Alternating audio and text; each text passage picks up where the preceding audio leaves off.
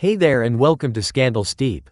When James Avery passed away in 2013, Will Smith paid tribute with a heartfelt message: "Every young man needs an Uncle Phil."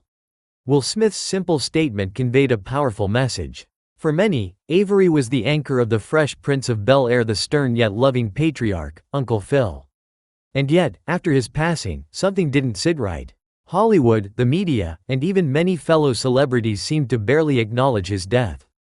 The man who brought dignity, authority, and heart to one of television's most beloved roles seemed to quietly fade from the public spotlight. Why did that happen? Why was the man with the booming voice behind Shredder in Teenage Mutant Ninja Turtles, a classically trained actor, a U.S. Navy veteran, and a symbol of Black fatherhood on screen, brushed aside by the very industry he helped elevate? Let's take it back to the beginning. James LaRue Avery was born on November 27, 1945, in Suffolk, Virginia, but he grew up in Atlantic City, New Jersey.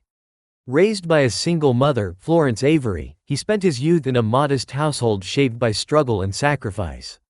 His mother once described him as a beach child, someone who found serenity in the ocean. That love for the water was so profound that, when James passed away, his ashes were scattered in the Pacific, a final tribute to a life shaped by the sea.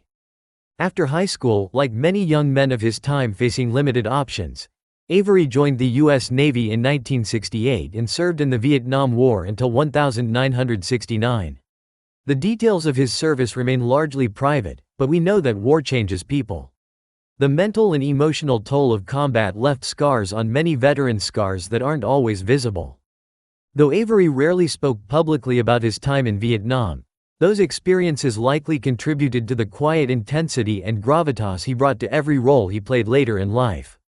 Once his service ended, Avery began rebuilding himself, piece by piece. He moved to San Diego, California, where he didn't jump straight into acting. Instead, he turned inward, writing poetry, scripting television content for PBS, and exploring the creative side of storytelling. It was a period of transformation, as he shifted from soldier to artist, learning to process life's traumas through words and performance.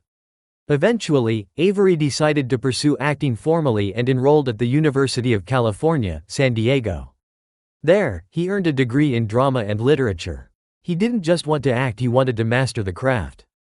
He dove deep into classical theater, memorizing Shakespeare, performing powerful monologues, and studying the intricate rhythm of great literature. His towering physical presence, deep baritone voice, and intellectual rigor made him a natural fit for authoritative roles. Throughout the 1980s, Avery built his career slowly but steadily. He played judges, teachers, and other wise figures in shows like Hill Street Blues and Amen.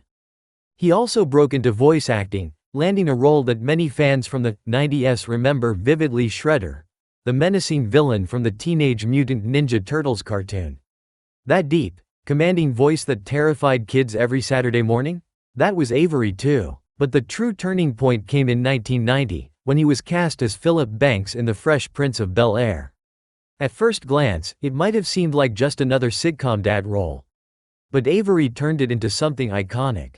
Uncle Phil wasn't just a stern father figure, he was layered, complex, and emotional. He could lay down the law one minute and deliver a heart-melting hug the next. His performance gave Black audiences something rare at the time: a positive, three-dimensional portrayal of fatherhood.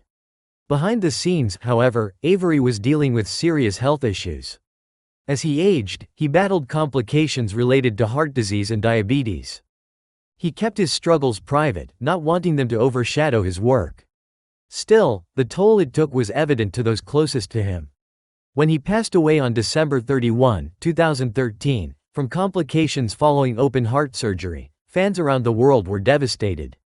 But the industry? Largely silent. Fans flooded the internet with tributes, sharing clips of Uncle Phil's most emotional moments, writing posts about how he was the father figure they never had.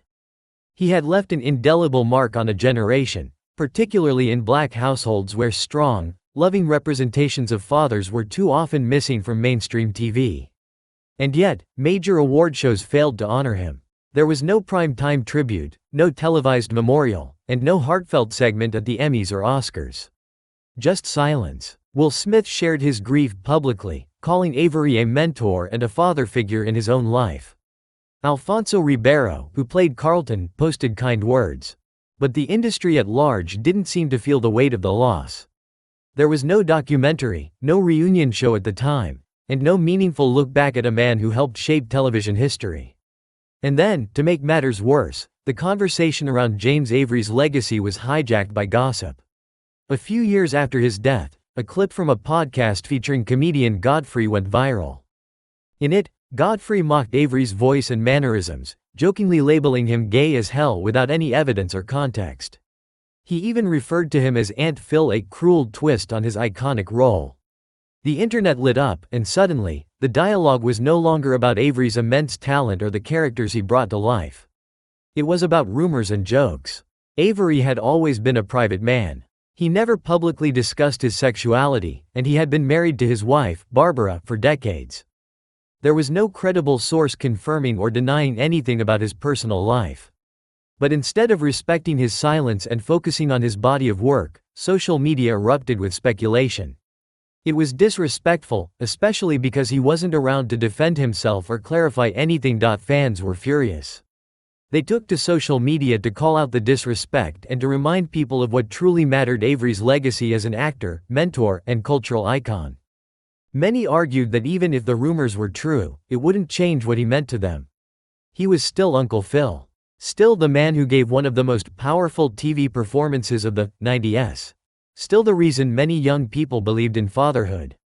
Godfrey eventually apologized, admitting that the joke was inappropriate and offensive. But by then, the damage was done. The moment had passed, and for a while, the public conversation surrounding Avery had shifted away from his artistry and toward unnecessary controversy.